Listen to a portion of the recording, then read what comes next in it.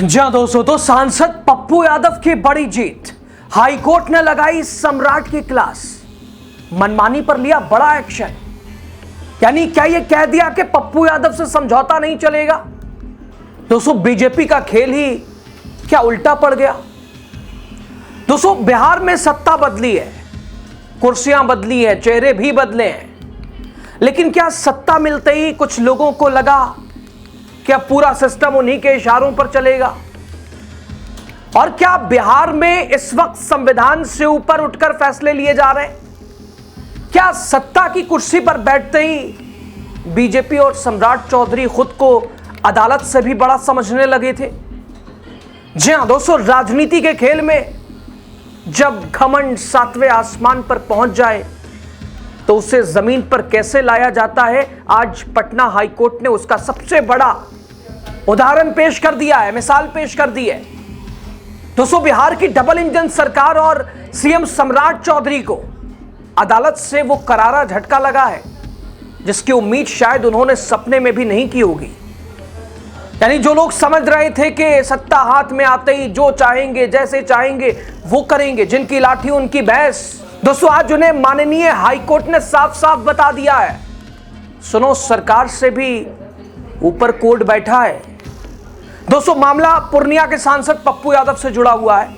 लोगों के मसीहा, लोगों के सुख दुख में साथ खड़े रहने वाले, आखिर कैसे और क्यों पप्पू यादव की वजह से कोर्ट ने सम्राट चौधरी और सम्राट सरकार पूरी की पूरी कुंडली की लगाई है, क्लास बताते हैं आपको। लास्ट तक बने रहिए। द राजनीति बिहार का खास सेगमेंट आप देख रहे हैं, मैं हूं यासूब रजा।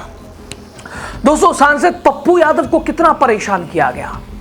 लोगों के सुख दुख में शामिल रहने वाले नेता को लोगों की मदद करने की कितनी दफा सजा मिल चुकी है, यह बताने की जरूरत नहीं है। यहां तक कि अभी हाल ही में आपने देखा होगा 31 साल पुराने मामले को निकालकर जेल में भेज दिया गया। एक केस में बेल मिल गई तो दूसरा केस फौरन बना दिया गया। और इस बीच दोस्तों, बिहार में सत्ता परिवर्तन, Nitish Kumar ta-ta bye bye हो गए, बीजेपी पावर में, सम्राट चौधरी मेन कुर्सी पर, बीजेपी पूरे बिहार पर। लेकिन जो चाहेंगे वो करेंगे। अरे भूल गए क्या, सरकार से ऊपर भी कोर्ट है। एक तरफ पप्पू यादव को लॉरेंस बिश्नोई और छोटू यादव जैसे खतरनाक आपराधिक गिरोहों से जान से मारने की धमकियां मिल रही हैं, उनकी जान पर लगातार खतरा मंडरा रहा है, तो दूसरी तरफ बिहार सरकार क्या करती है? बिना किसी ठोस वजह के, बिना पप्पू यादव का पक्ष जाने, रातों रात उनकी सुरक्षा घटा दी जाती है, मानो सांसद की जान की कोई कीमत ही ना हो। लेकिन आज हाईकोर्ट ने नीतीश सम्राट के इस फैसले की धज्जियां उड़ा के रख दी हैं। कोर्ट ने सरकार के इस कदम को मनमाना, सनकी, अनुचित बताते हुए सीधे सम्राट चौधरी के कानून व्यवस्था की क्लास लगाई है। दोस्तों, पटना हाईकोर्ट ने पूर्णिया से निर्दलीय सांसद राजेश रंजन, जिन्हें पप्पू यादव के नाम से लोग जानते हैं, पहचानते हैं, उनकी सुरक्षा को वाई श्रेणी में घटाने के फैसले को, बिहार सरकार का जो फैसला था, हाईकोर्ट ने एक झटके में पलट के रख दिया है। फटकार लगाते हुए न्यायालय ने इस कदम को मनमाना और सनकी बताते हुए कहा कि यह प्राकृतिक न्याय के सिद्धांतों का उल्लंघन करता है।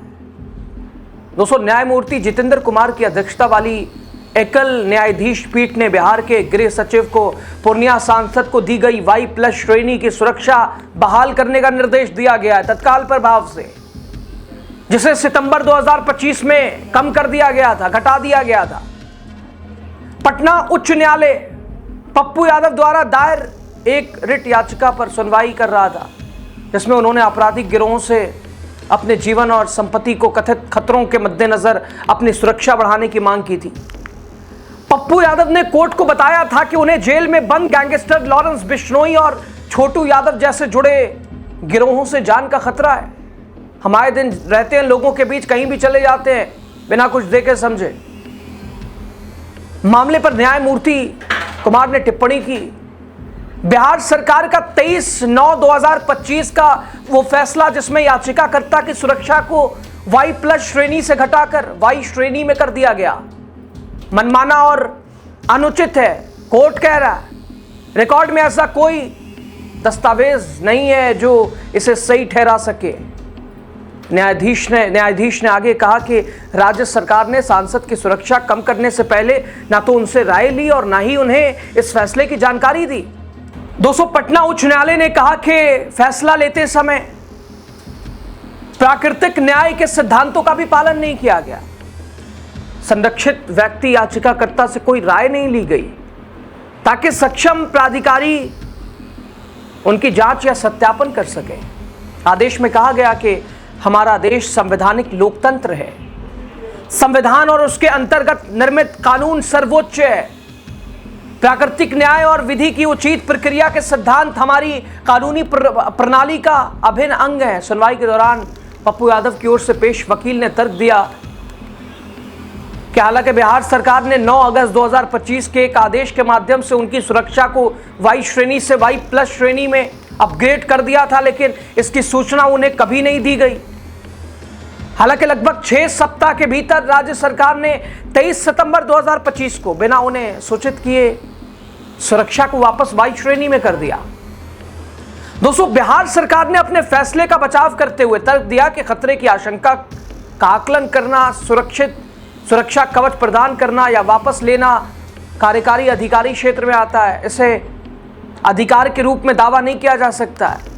हालांकि आधिकारिक रिकॉर्ड की जांच करने के बाद पटना उच्च न्यायालय ने पाया कि पप्पू यादव की सुरक्षा कम करने का एकमात्र आधार पूर्णिया के पुलिस अधीक्षक द्वारा प्रस्तुत रिपोर्ट थी। रिपोर्ट में यह भी निष्कर्ष नहीं निकाला गया था कि सांसद के खिलाफ खतरे की आशंका कम हो गई थी। इसमें केवल यह कहा गया था कि पप्पू यादव ने आपराधिक गिरोहों से कथित धमकियों के संबंध में कोई आपराधिक शिकायत दर्ज नहीं कराई थी।